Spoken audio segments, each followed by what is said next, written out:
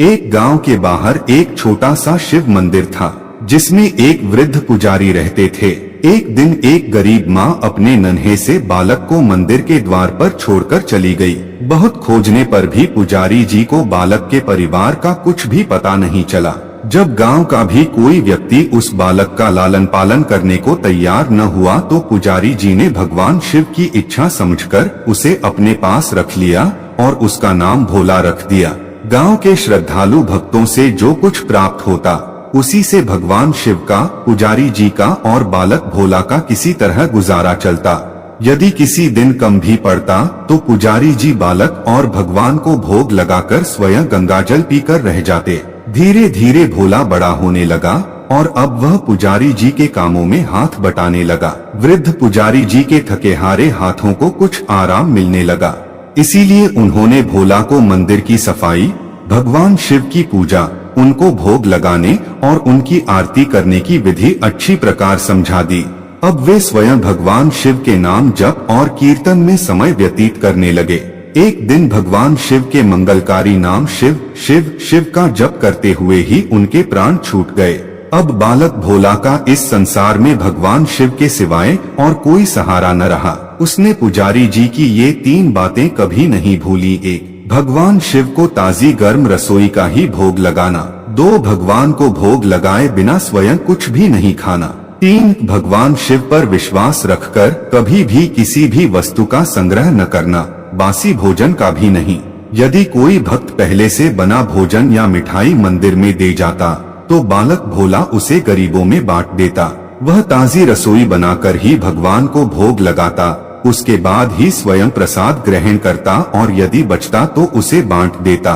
यदि रसोई बनाने को सामग्री न होती तो भोलेनाथ और भक्त भोला दोनों गंगाजल पीकर ही रह जाते।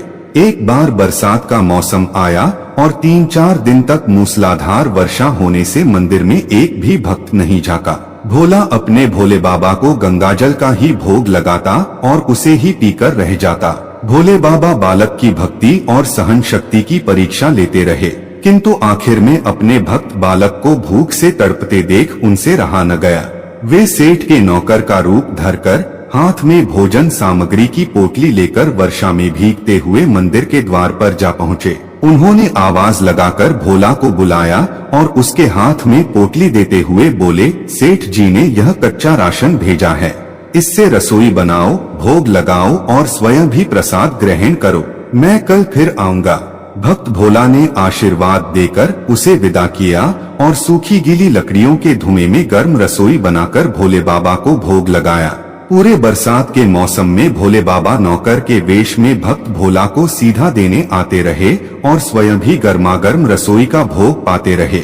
एक दिन भक्त भोला ने सोचा कि सेठ जी को कच्चा राशन भेजते हुए 4 महीने हो चले हैं, किंतु वे स्वयं कभी मंदिर में भोले बाबा का प्रसाद ग्रहण करने नहीं आए। अगले दिन जब भोले बाबा नौकर के वेश में सीधे की पोटली देने आए तो भक्त भोला उनसे बोला, भाई तुम्हारे इतने धर्मात्मा सेठ जी कभी स्वयं मंदिर में प्रसाद लेने नहीं आए, इस कारण मेरा मन अत्यंत दुखी हो रहा है। अपने सेठ जी से कहना कि कल वे भी मंदिर में प्रसाद ग्रहण करने अवश्य पधारें। ये सुनकर नौकर बने भोले बाबा चौंककर घबरा उठे और बोले, पुजारी जी, सेठ जी मेरे द्वारा आपको कच्चा राशन भेजते हैं, आप इससे भगवान को भी भोग लगाते हैं और स्वयं भी प्रसाद पाते हैं, फिर सेठ जी को बीच में बुलाने की क्या जरूरत है, जैसा चल रहा है वैसे ही चलने दीजिए न। भोला ने कहा, ऐसे कैसे चलने दूं? आपके धर्मात्मा सेठ जी इतने दिनों से कच्चा राशन भेज रहे हैं, क्या मैं उन्हें भगवान का प्रसाद देने का अपना कर्तव्य भी पूरा न करूं? मैं किसी का उधार खाने वाला नहीं हूं। अपने सेठ जी से कह देना कि यदि कल भोले बाबा का प्रसाद ग्रहण करने न पधारें तो मैं उनका कच्चा राशन लेना बंद कर दूंगा। नौकर बने भोले बाबा तो अपने भोले भक्त की अकड़ देखकर कांप उठे और यह सोचकर मन ही मन हंसे कि वाह, आज तो लेने वाला ही देने वाले पर धौंस दिखा रहा है। लेकिन सरल हृदय के मनोभाव पर रीझ कर वे बोले, ठीक है पुजारी जी, कल सेठ जी मंदिर में प्रसाद ग्रहण करने जरूर पधारेंगे। दूसरे दिन बड़े सवेरे ही भोले बाबा नौकर के वेश में दूध और बहुत सारी भोजन सामग्री लेकर मंदिर पहुंच गए। भोला चौंकते हुए बोला, भाई आज इतना सारा सीधा किस लिए ले आए? नौकर बने भोले बाबा बोले, पुजारी जी भूल गए क्या? आज आपने सेठ जी को प्रसाद के लिए बुलाया है, इसीलिए आप छक्कर रसोई बनाइए और भोले बाबा को भोग लगाइए।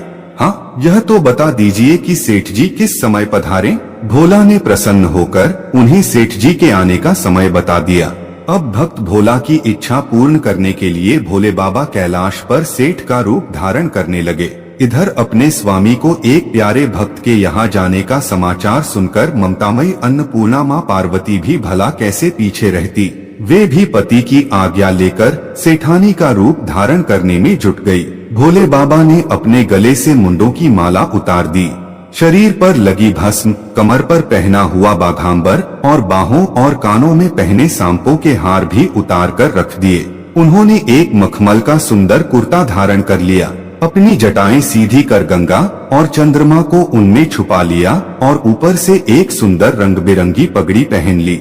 सदैव नंगे पैर विचरण करने वाले शिवजी ने आज अपने पैरों में रेशमी जूतियां धारण कर ली। हाथ का त्रिशूल और डमरू भोले बाबा ने नंदी के हाथों में थमा दिया और अपने हाथ में एक सुंदर छड़ी लेकर पार्वती जी के तैयार होने की प्रतीक्षा करते हुए कैलाश पर चहलकदमी करने लगे।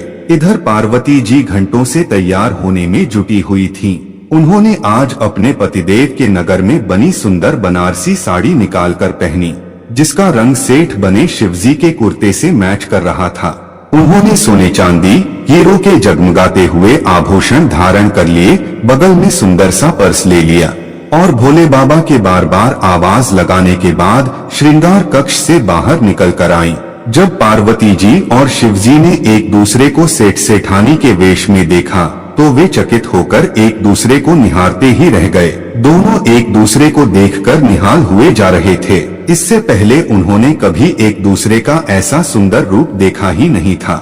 जब भगवान गौरीशंकर सेठानी सेठ का रूप धरकर कैलाश से अपने भक्त के यहाँ दावत खाने चले गए तो गणेश, कार्तिकेय, नंदी, ऋषिमुनि, देवता, देवांगनाएं भी उन्हें देखकर ठगे से रह गए।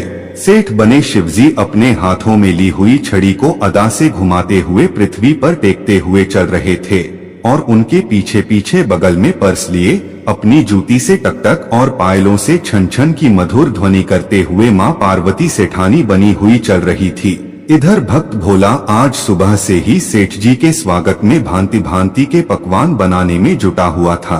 अपने भोले बाबा का भोग तो वह चलते फिरते बना लेता, किंतु आज उसे कई महीनों से भगवान को भोग लगाने के लिए कच्चा राशन भेजने वाले सेठ जी को भगवत प्रसाद देना था।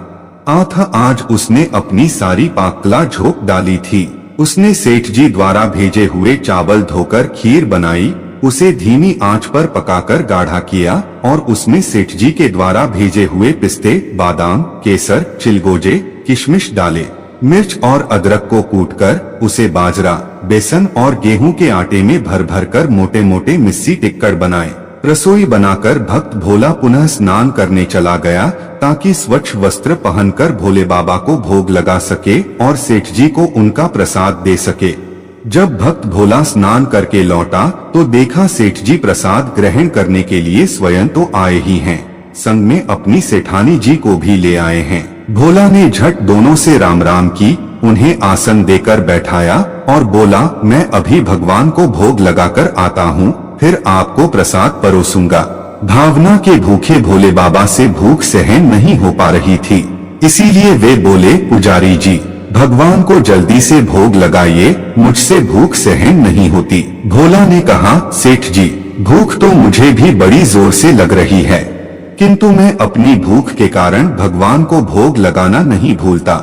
यदि दुनिया के सारे लोग इसी तरह अपनी भूख के लिए भगवान को भोग लगाना भूल जाएं तो भगवान तो भूखे मर जाएंगे। सेठ जी बने भोले बाबा एक पत्तल उठाते हुए बोले, पुजारी जी आप भोग लगाइए, इधर मैं पत्तल परोस लेता हूँ, मुझसे भूख सहन नहीं हो पा रही है। भक्त भोला सेठ जी बने भोले बाबा को डांटते हुए बोला, सेठ जी भगवान के काम में न तो जल्दबाजी चलती है और न कंजूसी। मैं जब तक भगवान को भोग नहीं लगा लेता आप रसोई के पास भी नहीं फटक सकते। चुपचाप इधर बैठ जाइए और नमः शिवाय जपते रहिए। मैं अभी आता हूँ और आपको पेट भर भोजन कराता हूँ। सेठ बने शिवजी डांट खाकर चुपचाप अपने आसन पर जा बैठे। सेठानी बनी पार्वती उनकी यह दशा देख बड़ी मुश्किल से अपनी हंसी रोक पाई। लेकिन जैसे ही भक्त भोला पत्तल में सामग्री लेकर भगवान को भोग लगाने मंदिर में गया, शिवजी पार्वती जी को मौन रहने का संकेत करते हुए चुपके चुपके पैर रखते हुए रसोई में पहुंच गए और उन्होंने एक एक व्यंजन उठाकर चखना शुरू कर दिया। भोले बाबा तो प्रसाद को चखते ही भौंचक के रह गए। खीर में चीनी की जगह नमक भरा हुआ था और सब्जियों में चीनी भरी हुई थी। जैसे ही भोले बाबा ने रोटी का एक टुकड़ा तोड़कर मुंह में दिया, वे सीसी करने लगे, क्योंकि रोटी में मिर्ची मिर्च भरी थी। वे सीसी करते हुए उल्टे पैर भाग आए और अपने आसन पर जा बैठे। माँ पार्वती अपने स्वामी की यह हालत देखकर खिलखिलाकर हंस पड़ी। इससे पहले कि भोले बाबा पार्वती जी के सामने कुछ सफाई दे पाते, भक्त भोला नमः शिवाय मंत्र का जाप करते हुए आ पहुंचा। उसने भोग को रसोई में मिलाकर उसे पवित्र बना डाला और फिर सेठ जी के सामने पत्तल परोसकर हाथ जोड़कर बोला, सेठ जी, अब आप जी भरकर प्रसाद पाइए। भोले बाबा तो अभी अभी अपने भक्त की भक्ति से भी जोरदार उसके हाथ की बनी हुई रसोई चख चुके थे। आख उसे ग्रहण करने की बात सुनकर उनके पसीने छूटने लगे। कभी वे भोला का तो कभी पार्वती का मुख देखने लगते। भोला को सेठ जी की ढील बर्दाश्त नहीं हुई और बोला, सेठ जी, अब क्या हो गया आपको? अभी अभी तो इतनी उतावली मचा रहे थे, अब क्यों नहीं ग्रहण करते? आप ग्रहण करो, तभी तो माताजी भी प्रसाद ग्रहण करेंगी और फिर मैं भी प्रसाद पाऊंगा। भोला की ललकार सुनकर भोले बाबा ने चुपचाप खीर का कुल्हड़ और सारी नमकीन खीर गटागट पी गए। कुल्हड़ खाली होने की देर थी कि भोला ने उसे झट से भर दिया। अपने प्रिय भक्त के हाथों परोसे हुए भोग में भगवान को आज दोगुना स्वाद आने लगा। भोला परोसता गया और भोले बाबा पीते गए। जगन माता पार्वती भक्त और भगवान दोनों के प्रेम को देख देख कर मंत्रमुग्ध होती रहीं। जब सारी रसोई समाप्त हो गई तो भगवान ने एक जोर की डकार ली। भोला को होश आया और बोला, वाह सेठ जी वाह, मैं ही बावला था जो इतनी थोड़ी सी रसोई बनाई। मुझे पता होता कि आपको प्रसाद ग्रहण करने का इतना शौक है तो और भी ज्यादा रसोई बनाता। भोले बाबा अपने पेट पर हाथ फेरते हुए सेठानी बनी पार्वती जी की ओर मुस्कुराकर देखते हुए बोले, पुजारी जी, मैं इतना रोज कहाँ खाता हूँ, किंतु आज प्रसाद इतना स्वादिष्ट बना था कि अपने पर वंश ही नहीं रहा और खाता ही चला गया। किंतु तभी भोला भक्त रुआसा होकर बोला, सेठ जी, वह तो आपने ठीक किया, लेकिन माताजी तो भूखी ही रह गई। ममतामयी पार्वती माँ से भोला का रुआसा मुख देखा नहीं गया। उन्होंने बची हुई खीर की 4 बूंदें अपने कंठ में टपका ली। भोले बाबा द्वारा भोग लगाने से प्रसाद में अद्भुत अलौकिक स्वाद भर गया था। ऐसी सुगंधित और मीठी खीर चखकर जगजननी आकंठ तृप्त हो गईं और उनके तृप्त होते ही सृष्टि का प्रत्येक प्राणी तृप्त हो गया। भोला भक्त ने कहा, सेठ जी, आपने और माता जी ने प्रसाद ग्रहण कर लिया, इससे मुझे अत्यंत संतोष हुआ है।